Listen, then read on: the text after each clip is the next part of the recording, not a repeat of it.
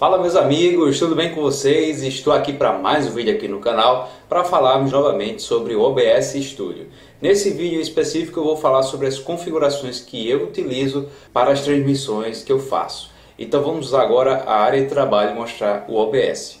Então agora no OBS Studio eu vou abrir configurações e vou explicar aba por aba quais são os ajustes que eu faço. A primeira aba geral, nós temos aí o idioma, tema, que por padrão já vem o Dark, e nós temos também a opção aqui de ativar a busca por atualizações quando o programa é iniciado. Eu não gosto de usar essa busca, pois às vezes você está atrasado, chegou ali atrasado para iniciar a live e isso pode atrapalhar, tá bom? Então depois, no momento oportuno, eu procuro atualizações e vejo se realmente vale a pena atualizar o programa. Na saída nós temos aqui mostrar diálogo de confirmação quando iniciar transmissões e também para terminar. Então eu deixo essas duas caixas ativadas, tá bom?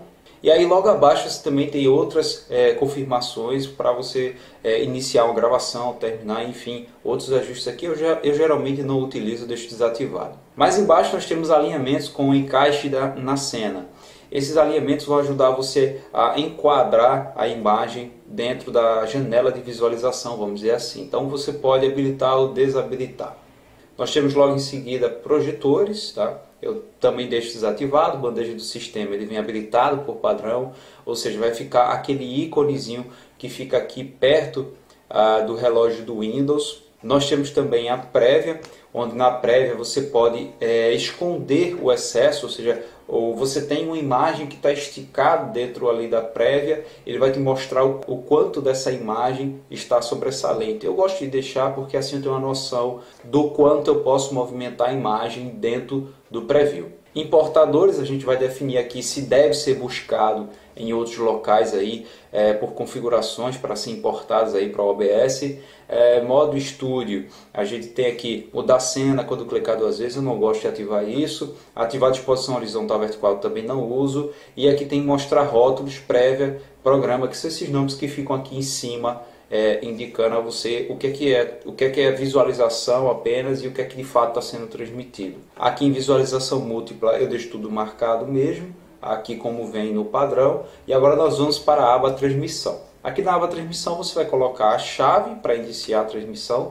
Lembrando que eu já fiz um vídeo aqui no canal, vai estar aqui em cima no card, não sei qual lado, mas vai estar aqui um card, ou também vou deixar na descrição do vídeo o link para o vídeo em que eu ensino você a iniciar a transmissão no OBS, como você buscar essa chave e tudo mais, tá bom? Então, indo para a próxima aba, a aba saída, nós temos aqui o modo de saída, eu gosto de colocar no avançado, tá? Mas você pode deixar no simples. Aqui em transmissão eu posso escolher a faixa de áudio, que será a faixa dedicada à transmissão. Como é que funciona essa faixa de áudio? Veja só, nós temos de 1 até 6, por padrão vem no 1. Eu vou fechar aqui a caixa de configurações para explicar para vocês. Aqui em mixer de áudio, nós temos aqui nessa roda dentada, em qualquer uma delas, você pode clicar aqui em propriedades de áudio avançadas e aqui veja que você tem as faixas. Então o que acontece? Quando você seleciona, por exemplo, aqui desktop áudio, sai apenas na faixa 1. Isso eu estou dizendo ao programa que essa fonte de áudio vai ser direcionada para a faixa 1, que lá nas configurações eu defini que fosse a faixa da transmissão.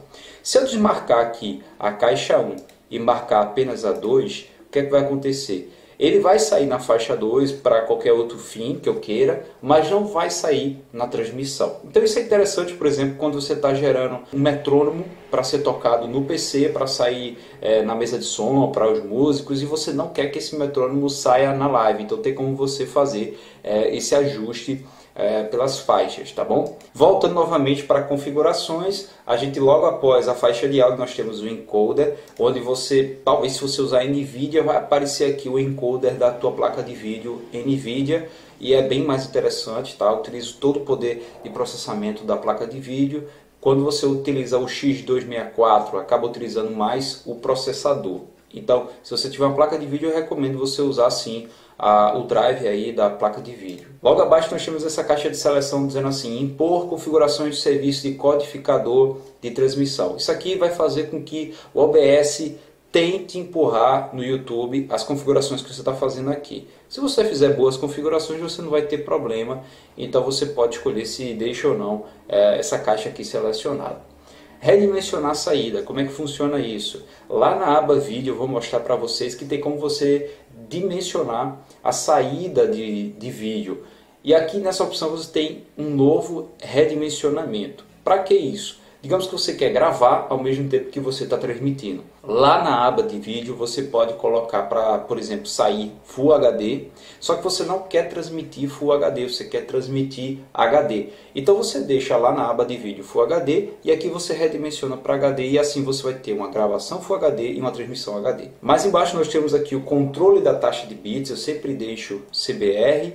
E a taxa de bits eu utilizo 1400 kbps. E como saber qual é o valor ideal? Bom, você deve fazer testes de acordo com a tua conexão, tá? Eu tenho, por exemplo, eu uso a internet móvel do meu celular para fazer a transmissão na igreja. Lá na minha igreja, a conexão da operadora Vivo, que é a que eu uso, ela tem uma excelente taxa de upload, chega a dar 20, algumas vezes até 40 megabytes de upload. Mas eu coloquei aqui 1400 kbps, porque como é internet móvel tem um limite de dados, então esse foi o valor que eu encontrei para não consumir tanto. Mas lembrando, se você usa a internet fixa, você já não vai ter essa preocupação do limite de dados, aí você pode colocar valores bem maiores, 2500, se você estiver fazendo upload, por exemplo, de uma transmissão em Full HD, você pode colocar 5000, enfim. Tudo vai depender da velocidade da tua conexão. Eu recomendo que você faça o seguinte, você vá aqui do Chrome, pesquise Speed Test, que é um dos testes que eu utilizo aí para conexão, mas existem vários, tá? E aqui no site da Speed Test, você testa a tua conexão, verifica aí qual é a velocidade de upload e de download. O mais importante para a gente aqui vai ser a de upload, com certeza. E ali você vai definir pelo menos 50% do valor. Eu não recomendo que você passe disso. Você pode até colocar menos, 30%, 20% do valor da tua conexão. Se a tua conexão estiver dando, por exemplo, 20 megabytes de upload, que é uma excelente taxa de upload, coloca ali 5000 que está ótimo. Tá? Se a tua conexão der 10, der 5 MB de upload já é um pouquinho, opa, menos do que isso já vai ter problemas ali na transmissão, pode ser que tenha, tá? Então, sempre utilize 50% ou menos do que isso, para que você tenha uma margem de segurança, para que você possa fazer outras coisas também durante a transmissão, tá bom? Então, aqui embaixo você tem, utilize um tamanho de buffer personalizado, eu não uso isso, intervalo de keyframe, né? Esse intervalo de keyframe, se lá na sala de transmissão do YouTube você estiver tendo avisos em relação ao keyframe, é só você alterar aqui, tá? Eu deixo em 0, sempre funciona. Mas se você receber alguns avisos do YouTube em relação ao keyframe, coloca aqui 2, 3 ou 4 que já resolve, tá bom? Em pré-definição de CPU, eu sempre utilizei VeryFast, né? O que acontece? Meu PC, a configuração dele é o seguinte, eu uso um processador Ryzen 1600, que ele tem 6 núcleos, 12 threads, eu utilizo 16 GB de RAM DDR4, eu também utilizo uma placa de vídeo RX 570 e eu utilizo um SSD NVMe de 256 GB. Então o que acontece? Esse computador tem uma configuração assim excelente, dá com folga para fazer as transmissões, mas talvez você tenha um computador bem mais humilde e se tiver tendo aí algum travamento, congelamento de imagem, tenta colocar aqui em Ultra Fast para ver se melhora, tá bom? Mas se você tiver um bom PC, você não precisa se preocupar com isso aqui, tá bom? Aqui em perfil, ajustar opções do X264 eu não mexo em nada. E aí vamos para a aba aqui de gravação ainda dentro de saída.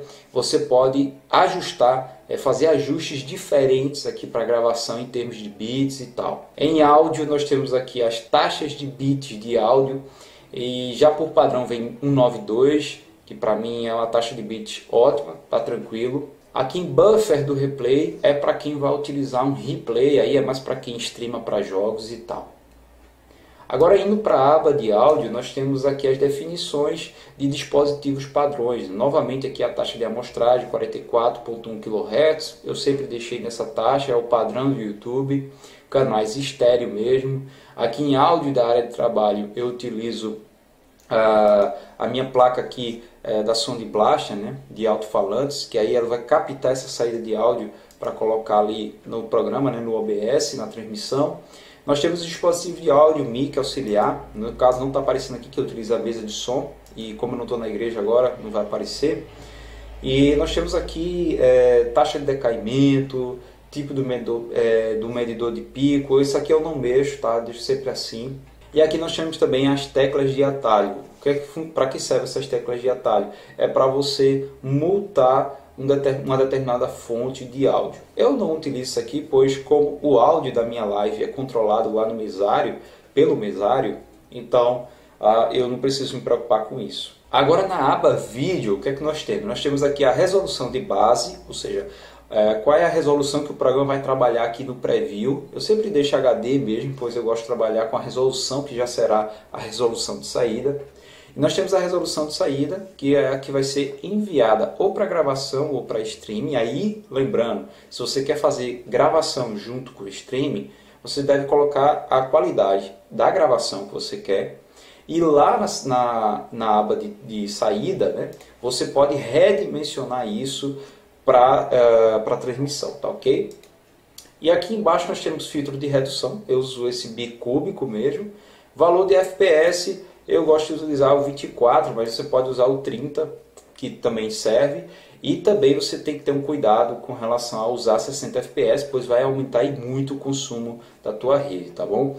Lembrando o seguinte, quando você trabalhar com a resolução, lembre-se de trabalhar sempre 16:9, tá? Porque senão pode ficar estranho aí, se você estiver fazendo streaming, né, para o YouTube. Eu já vi alguns amigos que não prestaram atenção nessa questão da resolução e quando fizeram a live, né, o streaming, ficou aparecendo faixas, ou na parte lateral, na parte superior. Isso se refere justamente à proporção da tela, tá? Então o OBS já te mostra aqui qual é a proporção da tela em relação à resolução que você está usando, tá? Então sempre use ou 1980, né, se não me engano, que é Full HD, deixa eu olhar aqui, 1920 por 1080, que é Full HD, que tem uma proporção 16:9, ou 1280 por 720, tá? Que também é uma proporção 16:9. Bom, vamos agora para teclas de atalho. Aqui eu acho bem legal para você utilizar, para ser uma forma mais rápida você trocar aí de cena. Aqui em transição eu utilizo o Enter, que fica aqui perto dos números, que fica ali do número look,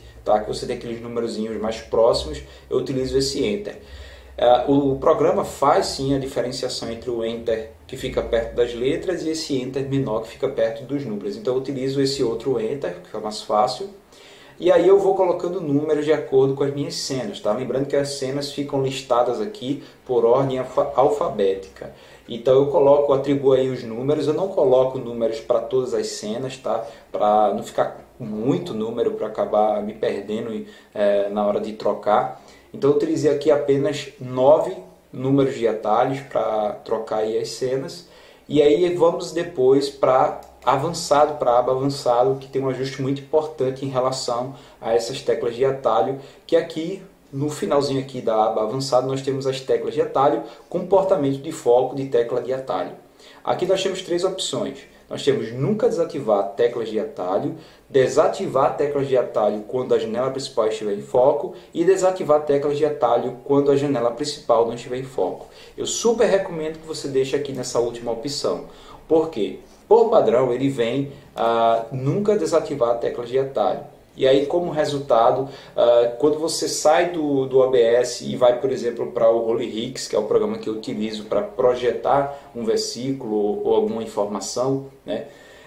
Se você estiver no Holyhix e digitar alguma coisa, apertar um Enter, o próprio OBS, mesmo em segundo plano, vai reconhecer também esse Enter e vai fazer as transições ali sem que você saiba. Então deixa aí na última opção, desativar teclas de atalho quando a janela principal não estiver em foco. Nós vamos aqui para falar sobre os demais ajustes aqui da aba avançado, né, para a gente encerrar. Nós temos aqui geral, é a prioridade do processo. Se você tiver um bom computador, aqui em normal vai funcionar perfeitamente. Vídeo, nós temos aqui renderizador, Direct 3D 11, tá? Formato de cor, tal, isso aqui eu não mexo. Gravação, você pode alterar qual é o nome padrão que vai ser adotado aí para os arquivos de gravação. Atraso da transmissão, é possível adicionar um atraso na transmissão além daquele que já existe no próprio YouTube. Nós temos aqui reconectar automaticamente, eu deixo sempre habilitado, porque caso caia ou tenha uma interrupção na transmissão, o próprio programa vai aplicar um intervalo de 10 segundos e tentar retomar. Isso sempre funciona comigo, eu acho que 10 segundos é um bom tempo, mas você pode alterar caso você ache necessário. Nós temos aqui rede, eu sempre deixo padrão, também funciona perfeitamente. Mas você pode também alterar a taxa de bits dinamicamente. Isso aqui é interessante, pois ao invés de repente você teve uma diminuição ali na taxa de upload, que poderia ocasionar na perda da transmissão, ele pode tentar diminuir a taxa de bits para não perder a conexão nem causar nenhum atraso. Eu não gosto de ativar essas opções, principalmente você pode ver aqui que no final está escrito beta, então eu não gosto de arriscar, vai que dá algum travamento no programa, acontecer algum problema, então eu deixo desativado, o programa tem funcionado perfeitamente sem esse recurso. Mas você pode tentar experimentar aí para ver se te ajuda. Fontes, nós temos aqui habilitar a aceleração por hardware do navegador, isso aqui já vem por padrão ativado. Bom galera, são esses os ajustes que eu utilizo, espero que vocês tenham gostado desse vídeo. Se ficou alguma dúvida, deixa um comentário aqui embaixo, que na medida do possível eu vou tentar te responder, ou então fazer um vídeo para te ajudar, tá ok? Se você gostou do vídeo, deixe seu like, e se você gosta do conteúdo aí do canal, se inscreve. Um forte abraço e até a próxima. Valeu!